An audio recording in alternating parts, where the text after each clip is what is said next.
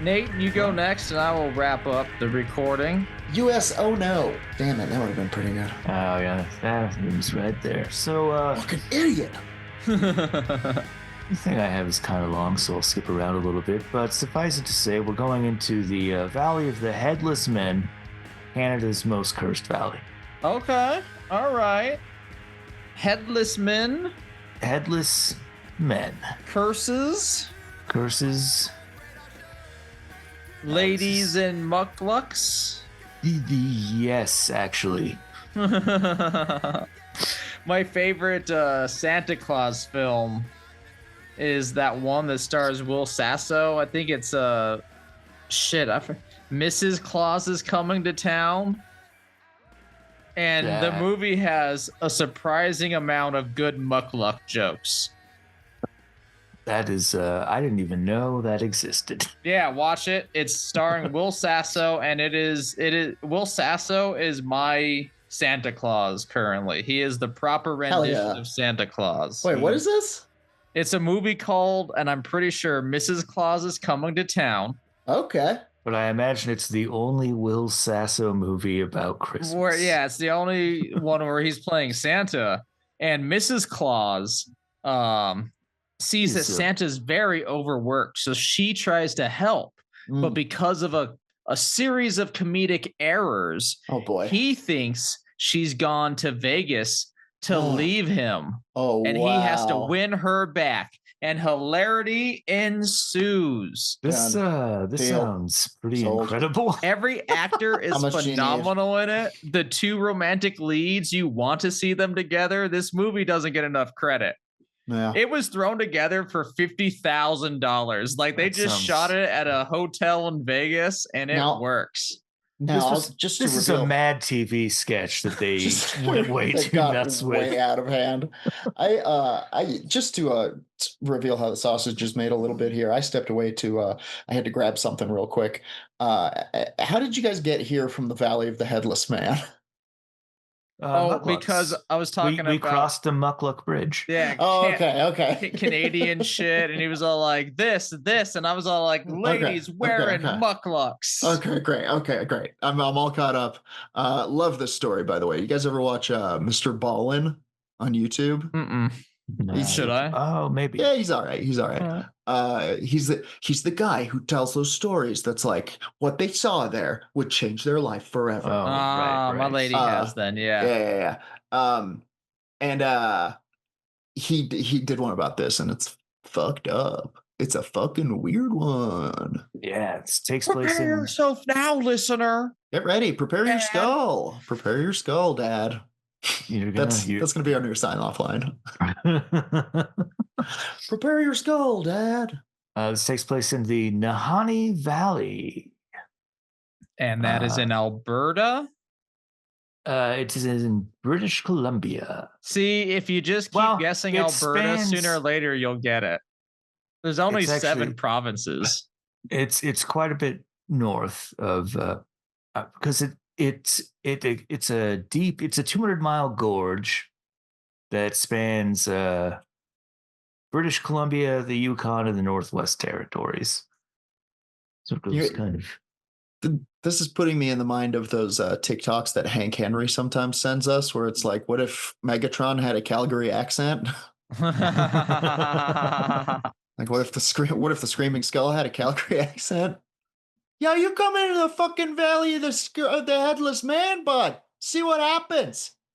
Bring some smokes, you dick. For the past 100 years, travel to the area has been discouraged. One website describes venturing into these lush, unspoiled backwoods as a, quote, challenging task. Okay. Especially without a head. And then I think for them, they see the trail that is hidden. Oh.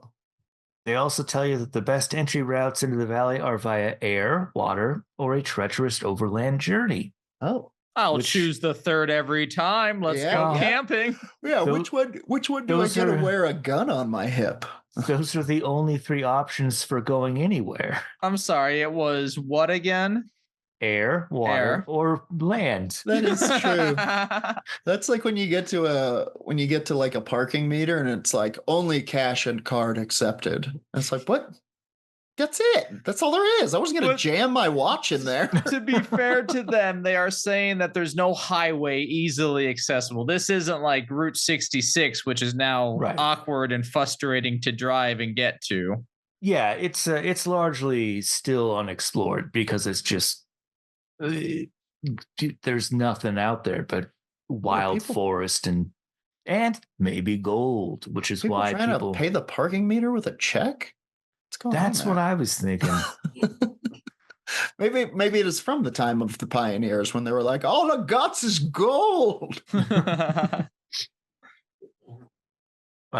So apparently, supposedly it's entirely rich in all kinds of natural resources, but specifically gold, which brings us to 1904 and Frank and Willie McLeod. Nice. Who of the Clan McLeod? Oh, are they Highlanders? Yeah. Remember when Connor and then his cousin came? Oh God! From the movie. It was the first episode of Highlander. We got a live TV one. Show.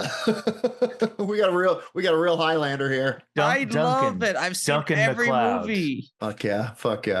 I think they're insane. They were my Fast and the Furious before Fast and the Furious. They're wild. They are wild.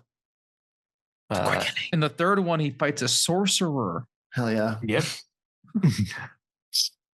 And here's your Alberta. They ventured out from Edmonton, Alberta. Edmonton, Oiler country. Yep. To they heard that other Klondikers were finding gold, and they thought we're sick of being these drill monkeys. Yeah, and it predates.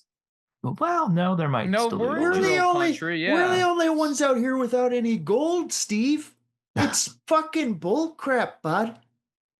Well, I'll tell you, when you're all dead in the gold mines, I'll be rich with this black gold. You'll all see. You take your black gold and shove it up your butt, bud. We're going out there. Which is exactly what they did. Yeah. And they ended up discovering a vast cache of gold. Holy shit, Steve. There's a vast cache of gold over here, bud. Which they took home to Fort Liard. Okay. After the success of the first prospecting trip, the brothers decided to try their luck a second time. So they went back in 1905 with a Scottish engineer named Weir, and none of them were ever seen again. Oh, no. Okay. What about the vast cache of gold? Now, this happens all the time in the wild. Why am I thinking this is anything more than a hungry grizzly? Fair. Right. Well, because there's 3 of them, and you would think at least one of them would come back. Yeah, but have you seen a grizzly and how hungry they get? They love man sandwiches where you put one man on top of another, and then you eat them like Scooby-Doo. Surely that's against the rules. No, it's a man sandwich. You've got 2 McLeods and a Weir. You stick him in the middle, and there you go. Blood for ketchup. Bingo, bango. You got yourself a midnight snack. Also, a sweet Judas Priest song. Blood is the best ketchup. Yeah. So 3 years later, Charlie McLeod, one of their brothers, took a search party, and they traveled hundreds of miles towards where they thought they might find them, and they did. Whoa. They found them lying by their campfire near a cabin. Okay, so they were seen again. Yeah, but not for like 2 weeks.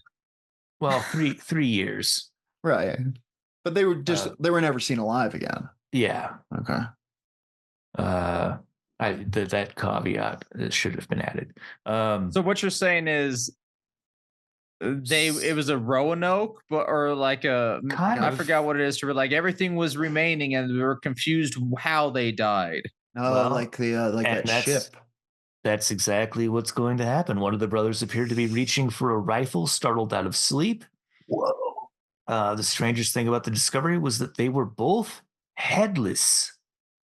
So that's not the way you want to become headless. Well, and Weir vanished entirely. So that dude was, he may very well have killed them and cut their heads off. But why? Taken the heads, because they looked for the heads. They did not find the heads. What? Maybe he's a psychopath. Maybe he was a serial killer. Okay, fair enough. I got a dark passenger, bud.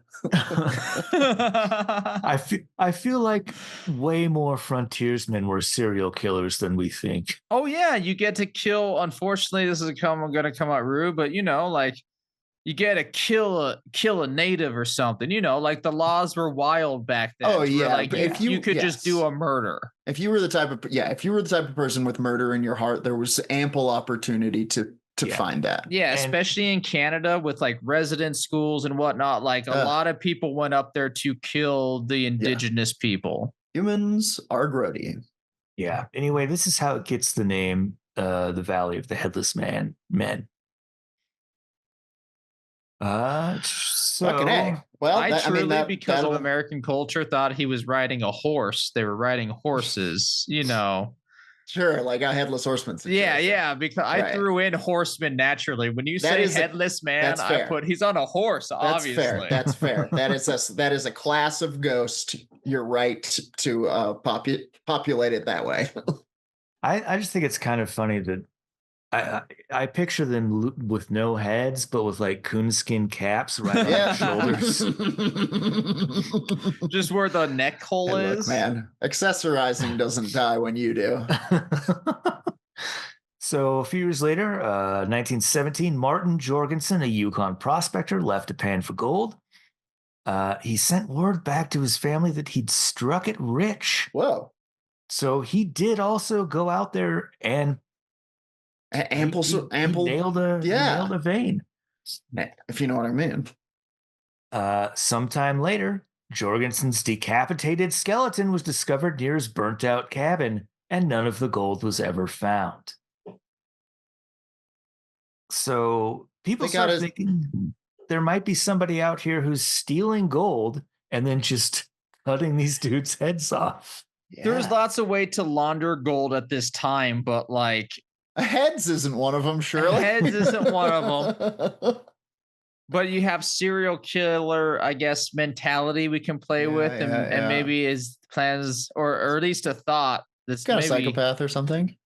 You don't know whose body this is. If I take the head, then I can't get in trouble. You don't know who I killed.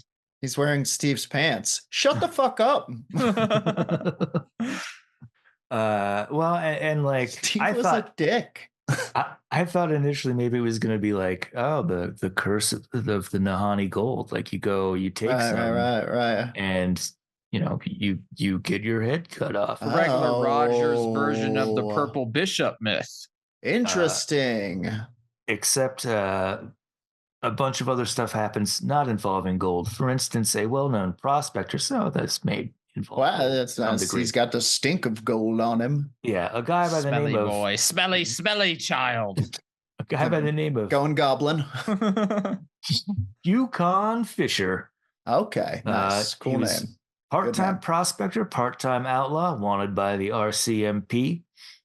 Fled the Yukon in 1927 to the Valley. Set up camp, probably didn't know that he was doing this, near the location where the McLeod brothers' bodies had been found. And the Mounties eventually caught up to him, headless, near a burnt-out cabin. Now, excuse my stoner brain, but we are years apart from each other. Incidences. 10 years later, yeah. Wow. Okay. This is, the likelihood of it being one dude who's just a head collected maniac's getting less and less, maybe. Also, this is now a pattern. And the likelihood of it being an animal is less and less when you're Yes. like I guess they could rip the head off, but Yeah, but it seems real specific. yeah, and now it's very specific and intentional. Like a bear who And- grew used to the taste of human brain, and now that's Human all they want. hats. Well, Yeah. you would also think that other animals would be coming by and eating some of the corpses, but Right. And it that's appears yeah. it appears that that's not the case. Yeah. Yeah, good points.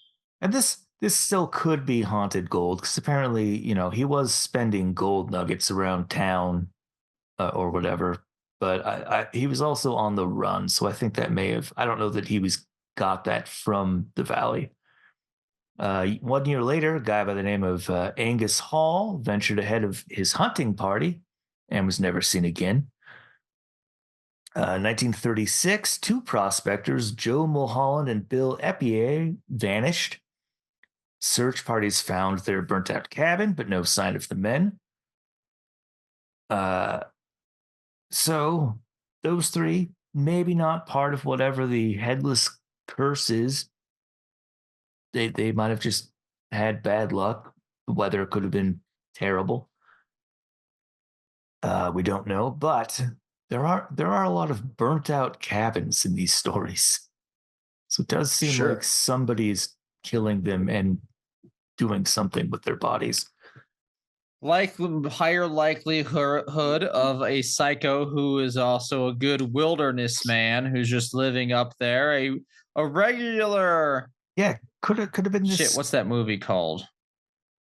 Ravenous? Oh, it doesn't matter. It's a movie. It's a movie that takes place in Georgia, the country, and the daughter was killed many years ago in a freeboarding accident, and now she lives on the mountain by herself and takes revenge.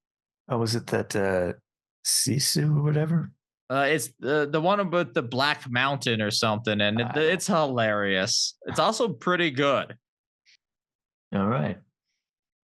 We've also got the strange tale of Annie Laferte. 1926, she went into the region with a hunting party. Early one morning, the men awakened to discover that Annie had vanished. They immediately began a search of the surrounding forest.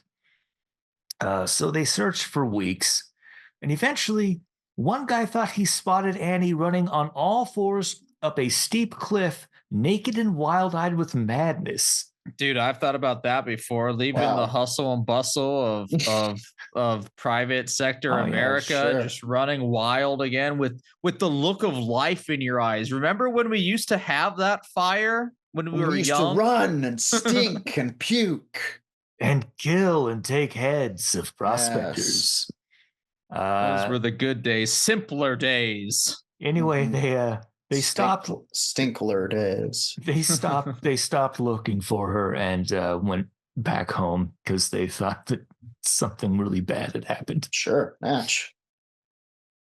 In the 1930s, the remains of a miner named Phil Powers was found in his burnt-out cabin by the RCMP. If he had any gold, it was gone. The official verdict of the death was a faulty stovepipe, but way too much weird shit had already gone on, so people were like, yeah, likely story. It's a weird thing to keep happening over and over again. The burning of the cabin, the headlessness. Yeah, the that's weird. area location. This is all just The fact that it's all happening in a place called Valley of the Headless Men. I mean, what are the odds? You would think. Why do you keep going there? Yeah, don't go if you have a head, certainly. There was a guy, this person did remain unidentified. This is 1945, out there camping apparently, because he was found in his sleeping bag with no head. In 45? Yep. Okay. So this is like contemporary. A Dread Pirate Robert situation to where the headless creator is passing the saw. Or we're just straight up dealing with like a head taking ghoul in the mountains up there. Yeah. I mean, there's definitely something to that. There's also a trapper named John O'Brien found frozen to death beside his unlit campfire. his fingers clutching a single unlit match. Sorry, not to laugh at the horror there. I'm very unnerved by what you That's just like told fucking me. Jack London shit. Yeah, like that just sounds like real bad luck on his part. Yeah, maybe. However, the RCMP has confirmed that as many as 44 unexplained deaths and disappearances have occurred since 1908. All right. They assume that most of those are caused by just misadventure in the woods. Sure. What about the other ones? So in February 15th of 1947, in an issue of the Deseret News, a writer attempted to debunk the mystery surrounding the Nahanni Valley deaths in an article titled "Headless Valley Myths Dispelled." Okay, hit us with it then. And Thank goodness for that. His whole thing was that the McLeod brothers and Jorgensen had been murdered for their gold. Which makes perfect sense. Sure. Your Occam's razor there. Yeah. I'll let you shave me this time, but go on. You win the hair this time, Occam. But he also made some other claims in the article that remained completely unsubstantiated. So, there's no proof. It could be weird shit. Here's another thing. Speaking of Bermuda Triangles, plane crashes. There's been several. Oh. But why? Sometimes people are just having a good time drunk doing barrel rolls. Yeah. That's nothing. Look at John Denver. So there's Woohoo. So another nickname given to the Nahanni Valley. I got me a plane, got me old bottle. Another nickname given to the Nahanni Valley is the Funeral Range. Oh. I guess that one would be, thank God I'm a drunken boy. So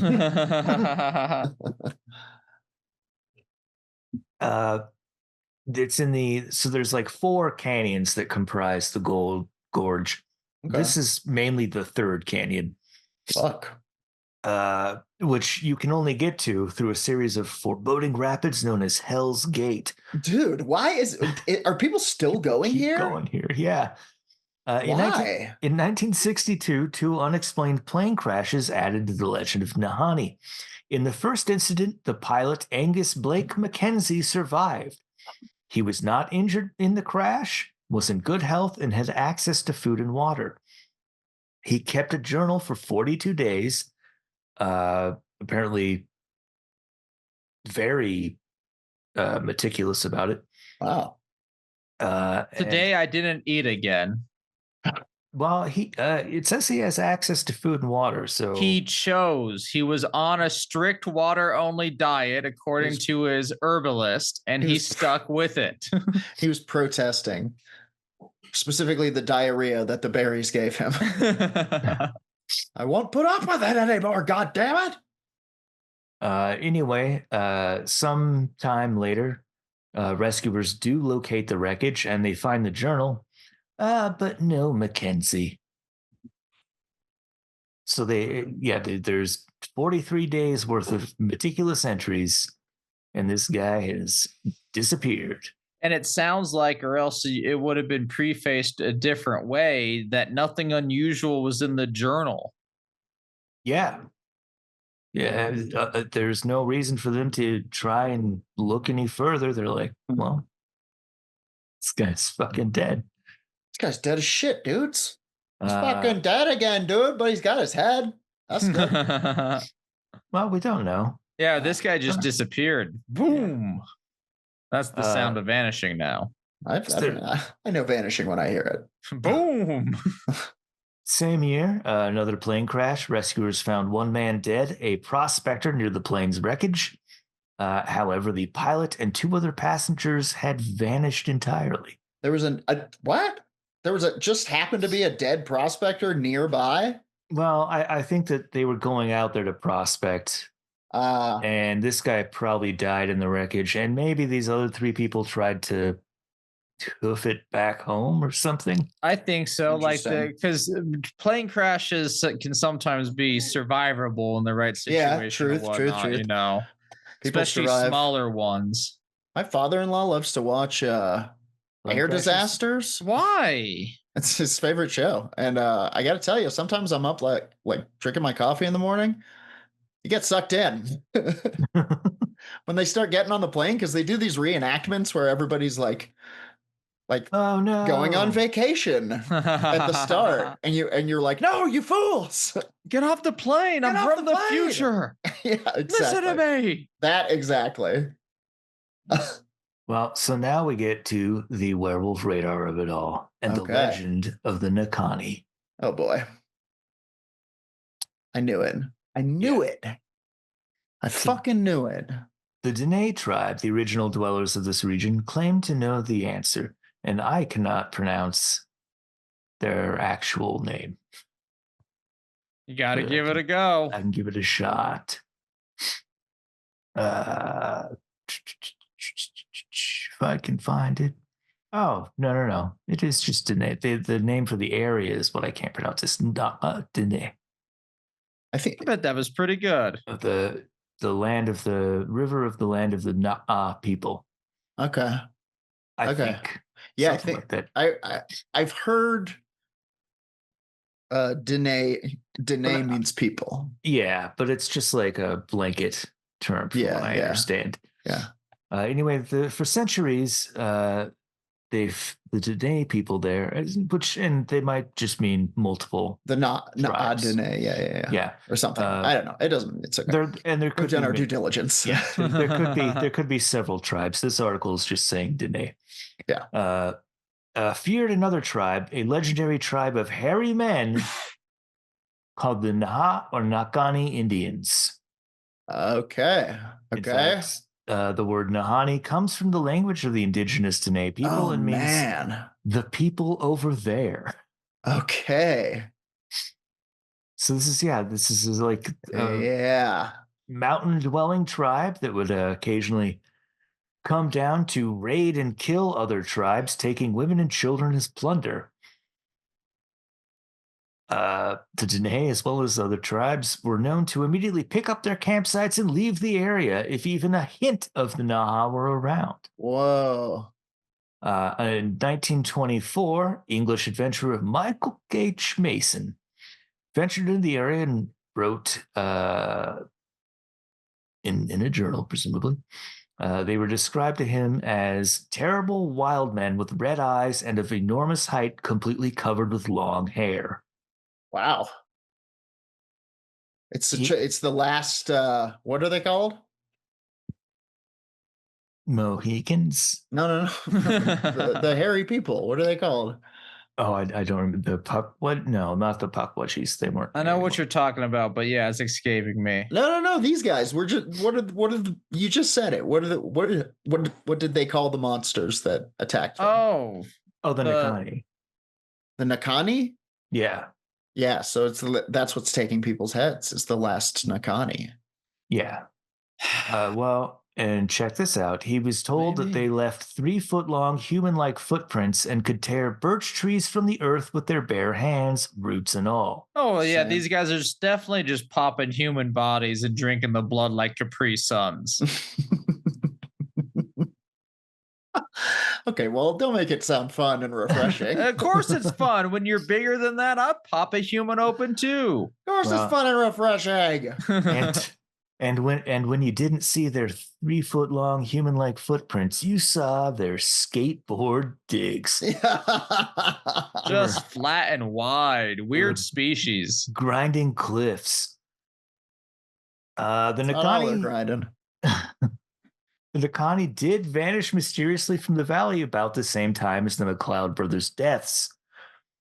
You However, gotta get the fuck out of here. Other legends do state that they're still there, and they're a hidden people in an inaccessible region guarding their valley. Oh, interesting. Yikes. During the past few years, interest in the valley and its mysteries has resurfaced. Cryptid hunters have expressed interest in old-time legends and possible Bigfoot sightings, as well as tales of an ancient curse. and the expeditions apparently are planned. I should mention that this was written in February of this year. Oh, so good news on the horizon. Well, exciting news on the horizon. Yeah. Well, yeah, somebody's gonna go in there and try and find a Bigfoot and get their head cut off. More headless people. Maybe have their head torn from the stem of their spine. Torn from the stalk. But yeah, we'll find out more maybe about the men of the Headless Valley. Yikes. Wow, the Nakani, huh? That's wild. Yeah, well, and then, it looks a lot like your classic Bigfoot. Dude, I mean, this mythology. Yeah, this is full on, ogre myth, but with like bodies. Yeah. That's crazy. That's very cinematic. That was a full like preamble all the way up through. We just need. No. I guess we're waiting to see what happens. How does this pan out? Who's gonna face the Nakani?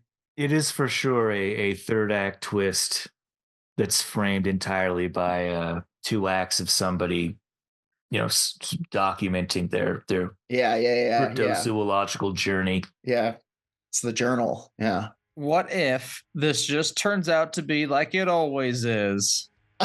A secret government project that Scully and Mulder have uncovered once again. Mulder. Scully's like, Mulder. like she said. You think it's the Canadian government taking the gold with the heads? Interesting. That way they know where the gold should go when they're done with the research. Well, I was going to say the only way they can know whose gold belongs to who is if their head is with that pile of gold. Okay, it's like a classification. Yeah, like a category. Yeah, okay. No, we could just write a note, eh? Tie it up. No, the head is better. What are we gonna do with that? I left my pen at the fort, but I got this big knife. For just. Okay. All right. Well, steer clear of the valley, folks. Fear the valley. The valley of the Headless Men. Yeah. Fear the valley. Perhaps do not try to board its awesome slopes. Its extreme adventure isn't for you.